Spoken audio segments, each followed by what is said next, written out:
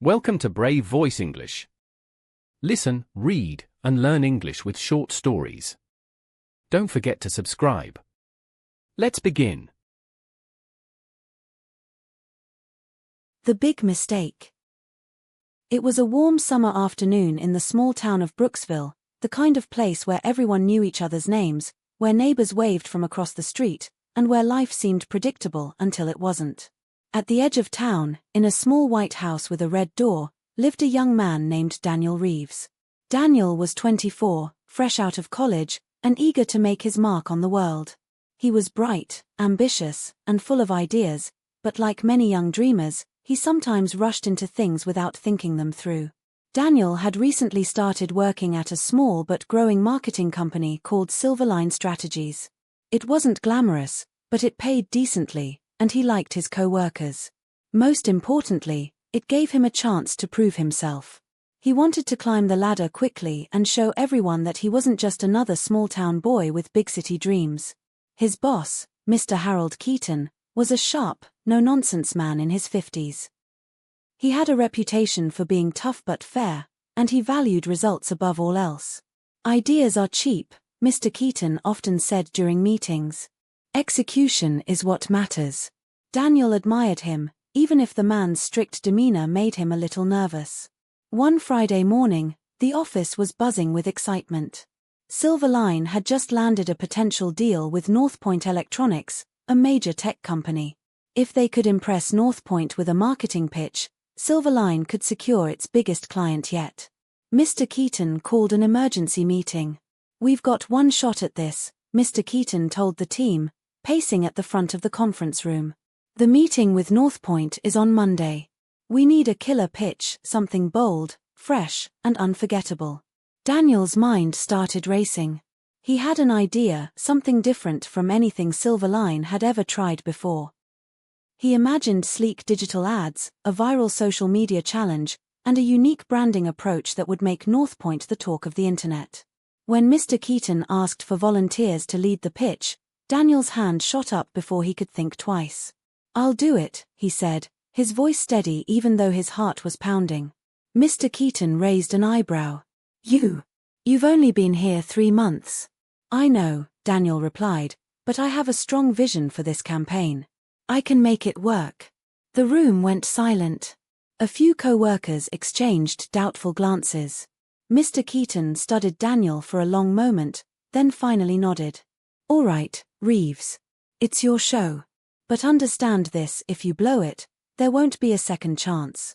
Daniel grinned, hiding his nerves. "I won't blow it." Over the weekend, Daniel worked like a man possessed. He stayed up late, fueled by coffee and adrenaline, designing mock-ups, writing ad scripts, and piecing together a presentation that he believed would blow Northpoint away. He was so focused that he barely ate, barely slept, and barely noticed the growing fatigue clouding his thoughts. By Sunday night, his presentation was done. It was bold. It was flashy. It was risky, but Daniel believed it would set Silverline apart from every other agency. Monday morning arrived, and the Silverline team gathered in the sleek, glass-walled meeting room of Northpoint Electronics. Daniel stood at the head of the table, laptop ready, heart racing.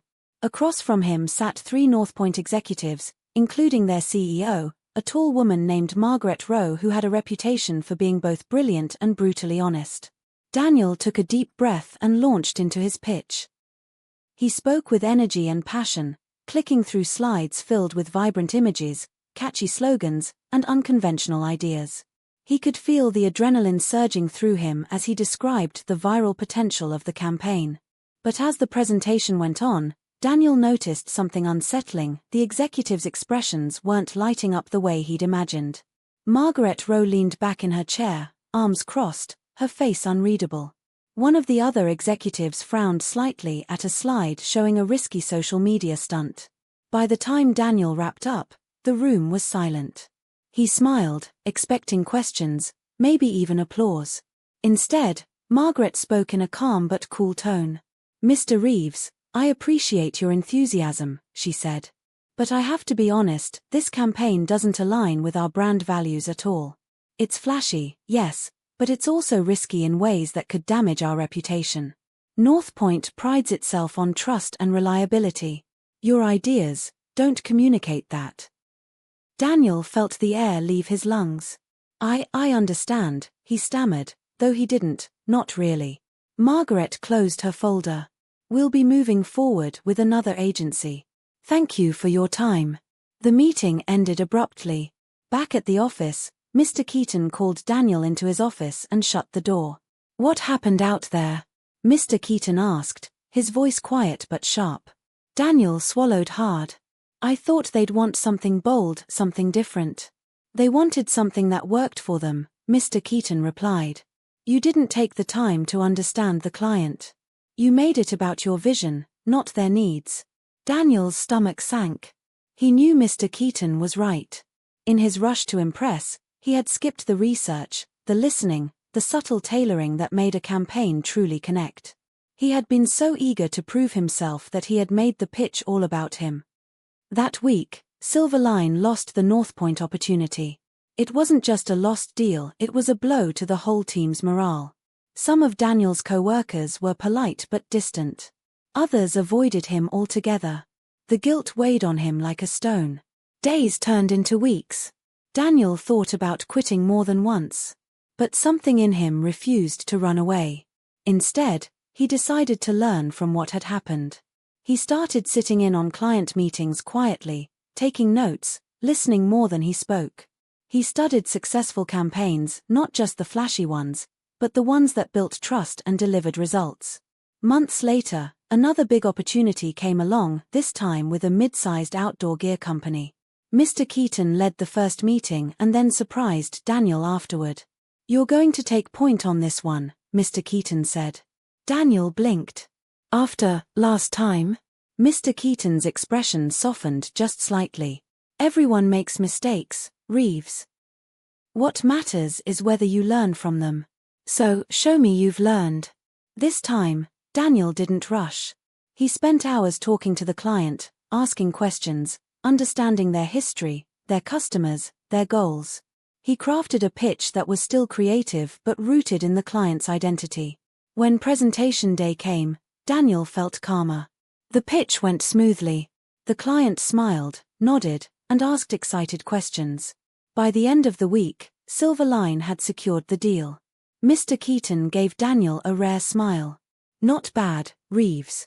Looks like you turned your big mistake into your biggest lesson. Daniel smiled back, knowing he would never forget the sting of that first failure or the growth it had sparked. And in that small town of Brooksville, in the little white house with the red door, a young man realized that sometimes the road to success is paved with mistakes, big, humbling, and unforgettable.